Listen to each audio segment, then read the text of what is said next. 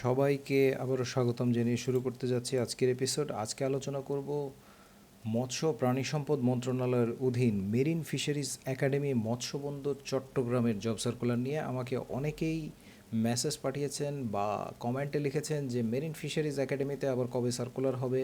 এখানে বর্তমানে যে সার্কুলারটি হয়েছে এটি কোনো জব সার্কুলার না, এটি ক্যাডেট, অর্থাৎ এখানে শিক্ষানবিশ হিসেবে ভর্তি হতে হবে এবং ক্যাডেট হিসেবে ভর্তি হওয়ার পর এখানে শিক্ষা গ্রহণ করতে পারবেন 4 বছর মেয়াদি BSc honours in marine fisheries.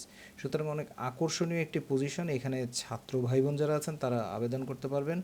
Marine fisheries একাডেমির 42তম ব্যাচে বঙ্গবন্ধু শেখ মুজিবুর রহমান মেরিটাইম ইউনিভার্সিটির অধীনে 4 বছর মেয়াদি বিএসসি ইন অনার্স ফিশারিজ কোর্সে অবিবাহিত মহিলা এবং পুরুষদের নিকট আহ্বান করা যাচ্ছে।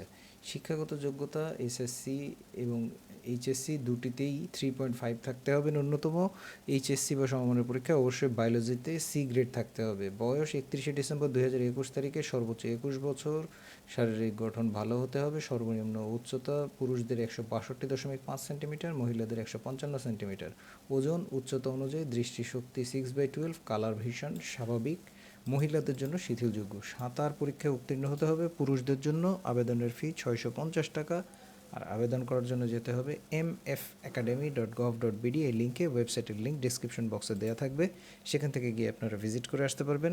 আর অনলাইনে আবেদনের শেষ তারিখ 4 এপ্রিল 2021 থেকে 31শে মে 2021 পর্যন্ত, অর্থাৎ সর্বশেষ আবেদনের তারিখ 31শে মে 2021। এই তারিখ পর্যন্ত আপনারা আবেদন করতে পারবেন।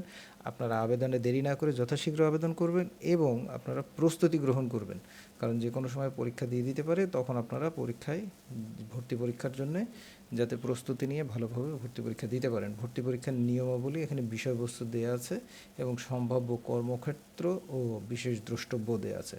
কোনো বিশেষ অনুসন্ধানের প্রয়োজন হলে এই নম্বরে আপনারা কলও করতে পারবেন।